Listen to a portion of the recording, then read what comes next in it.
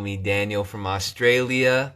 He's an exercise physiologist, and yeah, we're just discussing injuries at this point. I did share the rest of the live to my story, so you guys can check that out.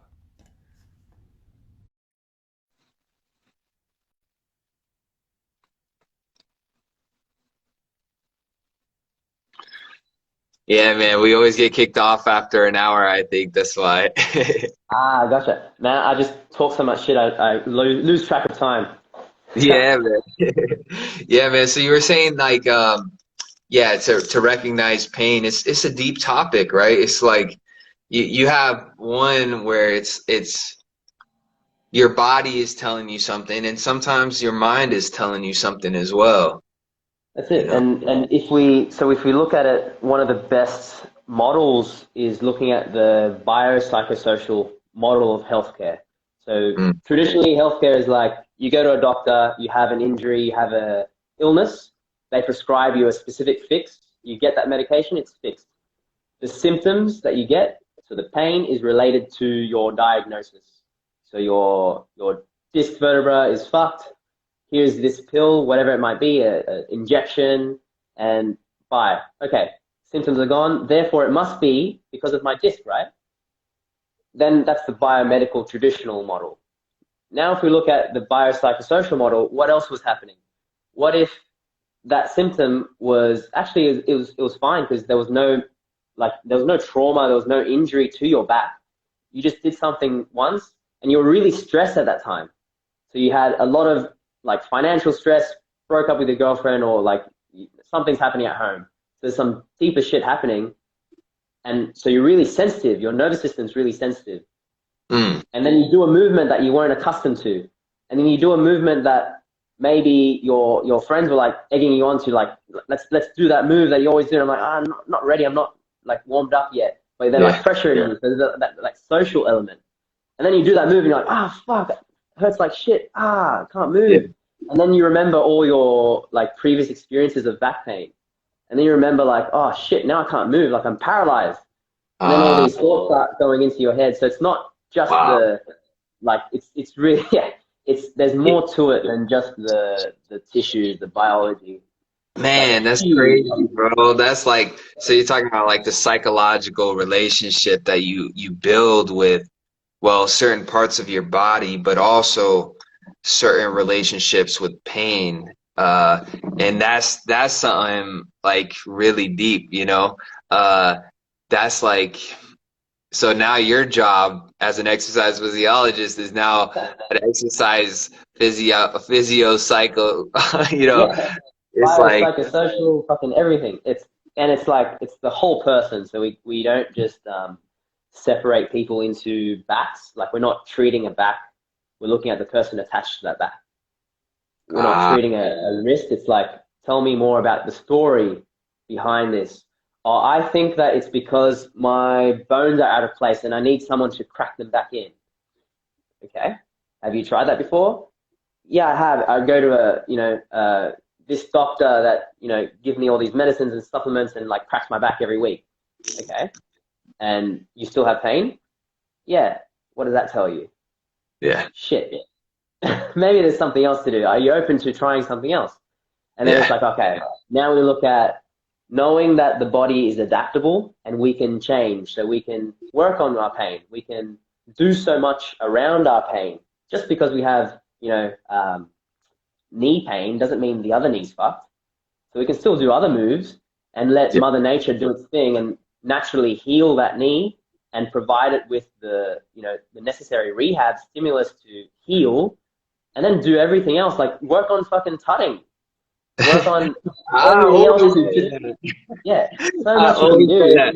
When a dancer Yeah, goes to me crying, I'm like what hurts? Okay, yeah, work on your tutting, you know, like it's like, yeah, or like work on your fingers, like, or if your fingers yeah, hurt, you know, work on something else. But uh, yeah.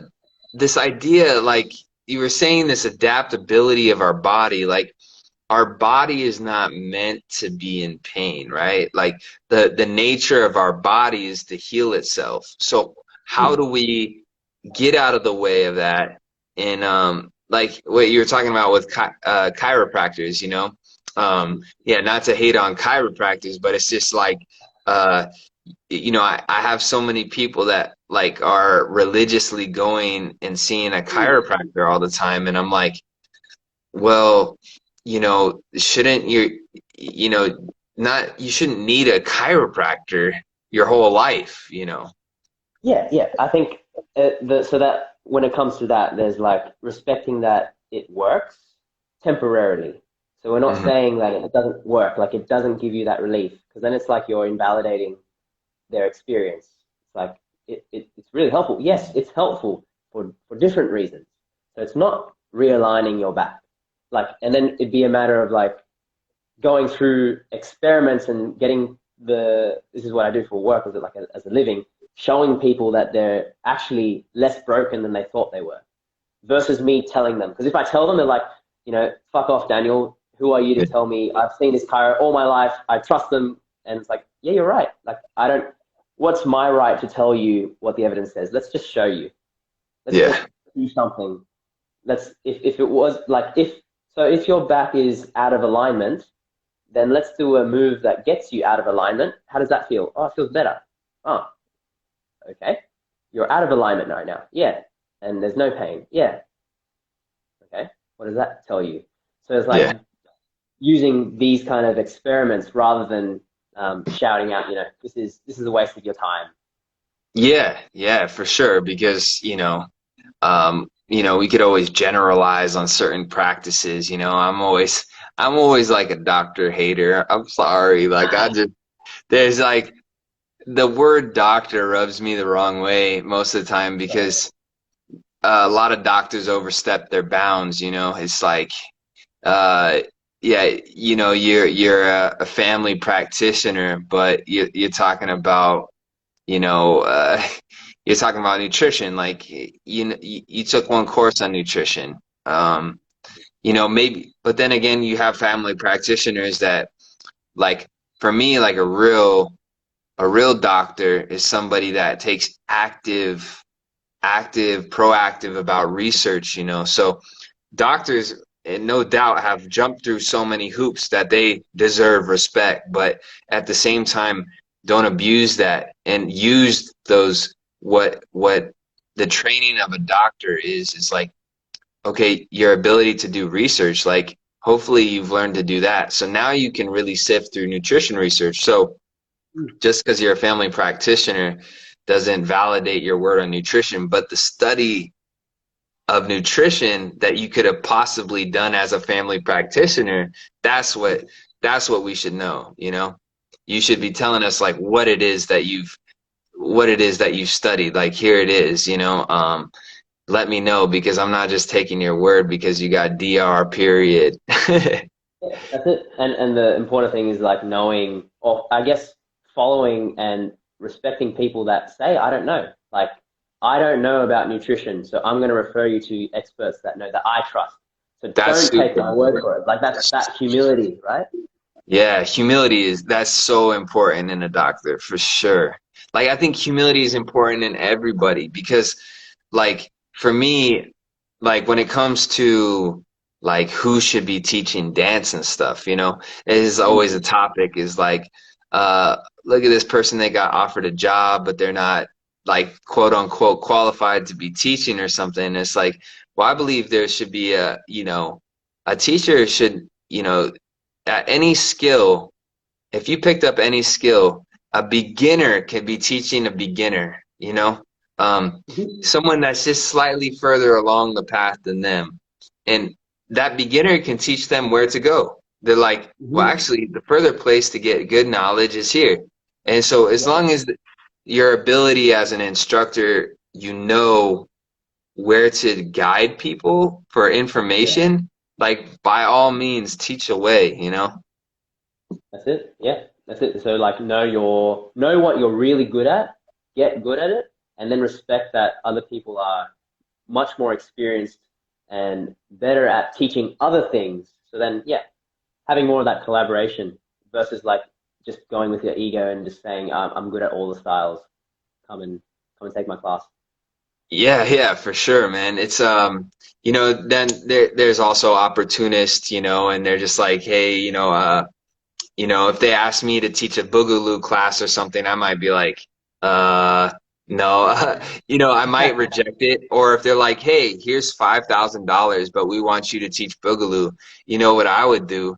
I would be doing like I would be researching every day, It's not that I don't know a good amount of boogaloo or the fact that I know a ton of people that do boogaloo way better than me and know way more than me. But is it my duty to pass on opportunity that they're like, I want you to teach. I want you to teach. Is it Yeah. my duty? Is it my responsibility to pass on that opportunity to be like, hey, actually, I don't know what I'm talking about. You know, Mm. that's a big move, when it comes to dance, or when it comes to being a doctor, that's the same dilemma that we're faced with, It's like, here's a ton of money, bam. It's like, are you willing to speak on something that you only know fairly well? Yeah, and can you like accept that you don't know as much as you could, and then can you seek out resources? Can you upskill? Can you research? Can you Yeah, like seek out the experts and be like, hey, I need your help and advice on this. Can you help me out? It's like yeah. you've got that humility to at least reach out versus like the people that I already know enough. There's nothing else for me to learn. I can't upskill. I don't need to upskill. I'm the boss. Yeah, yeah. I mean, you can, it's definitely a debate to be had. And I think, especially in the dance world, you talk about, and I'm sure it happens in every field, but you're talking about people that have a certain, whether it's a following or a social media account, like they're Yeah, pulling in numbers, but do they have the credibility? Do they have that? Because really, a dance studio is responsible for making money, not yeah, passing on correct information. And so it's the same thing, the same dilemma in every field, whether it comes to doctors and exercise, like for you in your field, I'm sure you encounter it all the time when it comes to fitness accounts. You have these people that are, have millions and millions of views, and yet they're passing out around information that could hurt people. that's it. I think that's just the social media age. We have the idea that if someone, you know, looks good and has the authority of 100K followers, then they're obviously well knowledge in the area, right? It's like Yeah, not really. That doesn't automatically qualify you for the knowledge. yeah, yeah. So as far as when you're talking about the ability to seek out experts, like you know how would you recommend people really sift through the dirt? How do you spot an expert in, say, like what you're an expert in is exercise physiology? So how would you spot, or how would you teach somebody to really sift through a fitness, or how to Hmm. consult somebody? Good question. And I think the first thing would be what are their qualifications? Did they Mm, just do a weekend course and now they're sprouting out all the information? So that's like that matters more in terms of value than number of followers for them. So that's like if I'm looking at social media. The yeah. second one would be having or finding out their resources. So if they make a claim and they don't provide any resources or like sources of their information, then it's like okay, that's all just pure your personal opinion. At least state that like this is my opinion, or this is my opinion based on these resources. This is what I use. So it's like they add some kind of reference to their posts. So you see a lot of Yeah. people make huge claims that look really attractive, and they're like Hmm. magicians at it because they know marketing really well, and they have like Mm, really sexy pictures and all that. It's like, but there's no reference, and it's like, yeah. okay, where did you get that claim from? How do you know that magic tool was just placebo? Mm. Yeah. Yeah. The references is a key point, right? Um, I think that's one of the things that I graduated with a degree in psychology, minor religious studies, but just kind of like the thing, despite what I graduated with, the thing that I graduated with was critical analysis, the ability to uh, do research. Like, we had our own research projects, we also had to design experiments. So the ability to think about how, okay, experimental design and how you can have flawed experiments. You can have confounds where a certain thing, you design the experiment to show something, or you designed an experiment that just doesn't show anything. It doesn't prove anything. You left something out. It didn't narrow anything down, or it was built on faulty research. Like, I can Yep. find research to build all types of conclusions. Yeah. That's it. So it's like, Yeah, really, what, knowledge. yeah, what are you trying to do here?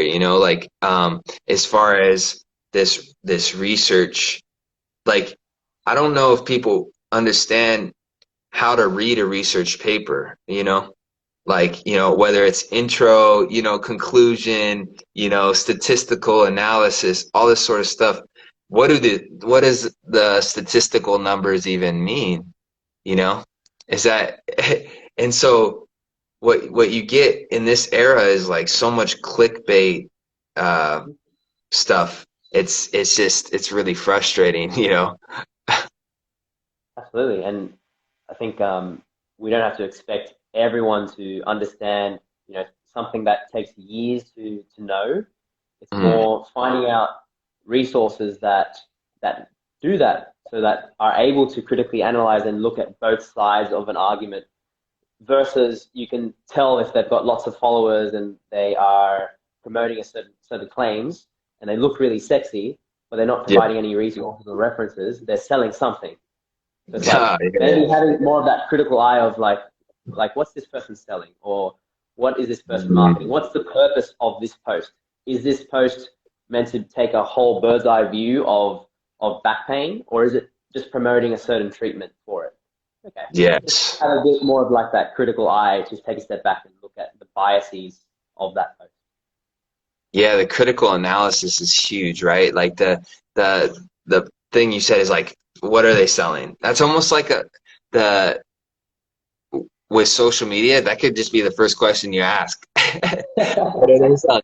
What are they selling? What's their agenda first? That's all. I think Yeah. the first question is like, what is the agenda? It may not be selling something, right? Like a product, but it could be, I don't know, respect. They want respect, or they want notoriety, or they want something like that. But um yeah, like, for example, you could even ask me the question of like, what is my agenda here today? And for me, it's like, I don't know. Like, the agenda to me is always about like trying to figure it out. And and it's the thing I've been living by, and I said it a couple times recently, is like, I recently kind of admitted to myself that I've been really slacking on learning, uh, and I've just been kind of feeding like my own preconceived like categories of how I thought the world should work, or what movement or what my style was or who I am as a person. It was just kind of like, okay, let me put that in this basket and this basket. And I was learning, but like just within the confines of what I was comfortable with. And then I really started to branch out and commit to like learning something, and I was like, dang, this is life, Like, this, I was searching for motivation, like within the confines of but I was like, all I needed was just a little bit of new idea to stimulate everything again. Mhm. Yeah. Um, Yeah, that's great that you've asked yourself those questions as well. You had that introspection, that critical thinking for yourself, like self-reflection of like like the why. What's your why behind what you're doing, the purpose Mhm. behind it. That's huge. Yeah. Not many people take that time to question themselves and question like have that awareness, like mindfulness of like, what am I doing? What's the purpose Mm. of this? What's the next step? Why am I doing what I'm doing? Yeah. Yeah. So what's your goal? What's your goal with your with your practice, man? Like what do you seek to do? So I'm selling this, no. So what I'm doing is basically Plug everything. plug everything. I am trying to. My aim is to empower people to to help themselves. So it's a cliche. It's more along the lines of how can we build someone's resilience to handle the stressors in life. So how can we build physical capacity, functional capacity of whatever you want, your mobility, how can we improve your conditioning, your strengthening, how can we work with your pain and your conditions, and you can still live a meaningful life, you can still conquer your goals, you can still be going towards what you value. Just like I see a lot of people that get pain and they feel broken, and it's like hopelessness is in the picture. So showing them that, hey, there's so much for you to do. There's so much room for you to move with. You're not broken. We're showing you that there's lots of hope and opportunities for you to still move, to still pursue what you want to do. So I see too many people that are like, devastated. They've lost their dance. They've lost their identity. They're injured. They're gone. There's nothing that they can do. Then they get dependent on a biomedical system of like, hey, let's find the source of your pain. Let's scan you. Or the scan shows all these scary results. And what the research shows is that the scarier the results of the scan actually give you more damage long term, like psychologically, if you want to categorize that, than like physically. So then people are stuck in a medical system of chronic pain and cycles and like believing in things that aren't evidence based. So I'm like, okay, how can I help these people maybe before they get into that cycle? And then how can I help these people if they're in that cycle to provide them that information so they can still build resilience and get back to life rather than getting stuck in a cycle of like, oh shit, I'm broken. That's a good mission, man.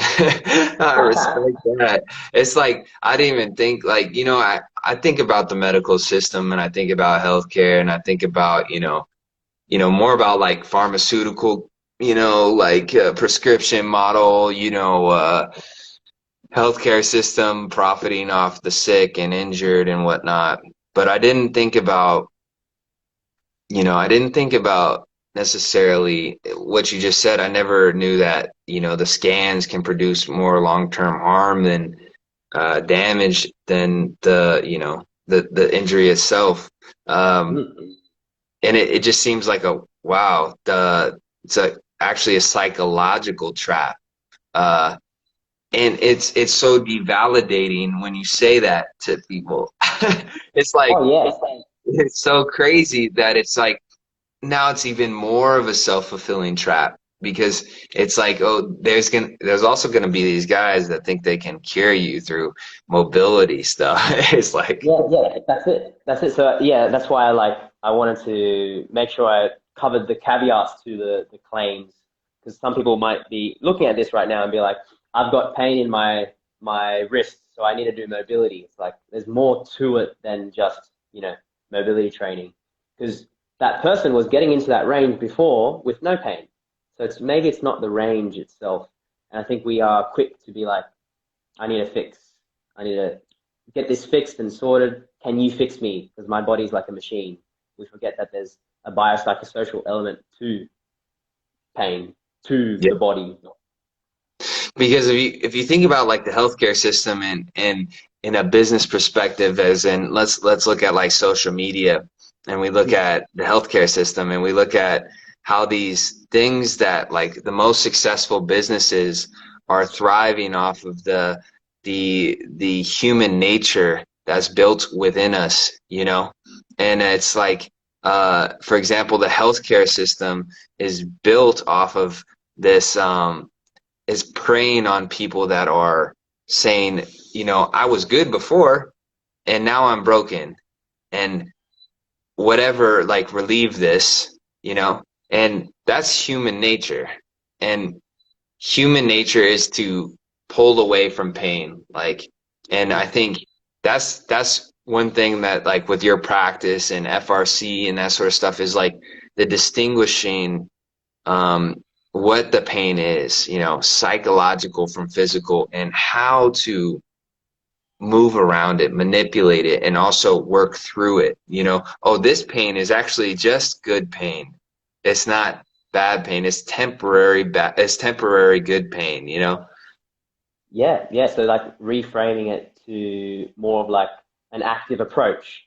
So it's, I think that the benefit of like systems like that and talking about these systems like, oh, what can I do for myself that I don't need to, you know, rely on something passive, rely on someone doing something to me. Like, what can I do for myself? That empowers people to take care of their pain and their experience and get back into what they want to get back into, like what matters to them, dance, or Yeah. getting back with their sports, getting back into the gym, getting healthy Yeah. again. Yeah, man. Just giving us a proper vehicle again, you know? Like that's what it's about, you know? Like this life is short, man, and you know, to keep the vehicle that carries our mind around and our eyes around and our senses around, to just keep that thing functioning proper is like, it makes the world a much bigger place, you know. Yeah, taking care of Yeah, the taking care self-care. It's just yep. self-care 101. Self-care 101. Hey, man, I just want to say thank you for your time, bro. It's always been super, you know, super enlightening. The story of, I always tell people that like when I first met you and I was explaining some sort of like functional range stuff, and I was like, hey, I'm not gonna get super technical about, you know, the terms and stuff. I had no idea who you were, bro. And then you're like, I was like, I think it was after, right? After we first met, I was like, oh, so what do you do? And you were like, well, I'm an exercise physiologist. And I was like, he's like, I forget if you brought up the FRC thing or I did. And, and I was like, oh yeah, this functional range condition. You're like, yeah, I'm certified in that. I was like, oh my Yeah. God damn it. Wait, Okay, yeah. from now on, I ask like what she do first. So good. Yeah, man. Yeah, Yeah, it's man. absolute pleasure to talk shop, man. This is my passion, so I'm really keen. And if any dancers have any questions, like flick them through to you, and I'll be happy to answer. Because Yeah, for sure, man. I'm deep gonna try dive and on a save lot of stuff. I'm gonna try and save these videos too and post them on YouTube, and I'll send you the link. And yeah, man, we'll plug you too on. I'll probably try and cut it up and make clips or something, and then I'll tag you in them and stuff. So Awesome, dude. And yeah, and I hope one day you have some dance lessons that are nicer to Aussie time. That'd be good. yeah. Actually, Are you time zone different? I'll be working on creating more like training camps online, I think. You know, I like I'm probably gonna make them at different times, like and figure out what works for different people. Because the last one, like for Europeans, it was really hard too. So Yeah, um, yeah, yeah. So I'll make those soon, bro, and we'll get yeah. that going. All right, I'll be man. I'll keen. see you soon, bro. Much Awesome. love. Take care, man. Peace. Yeah.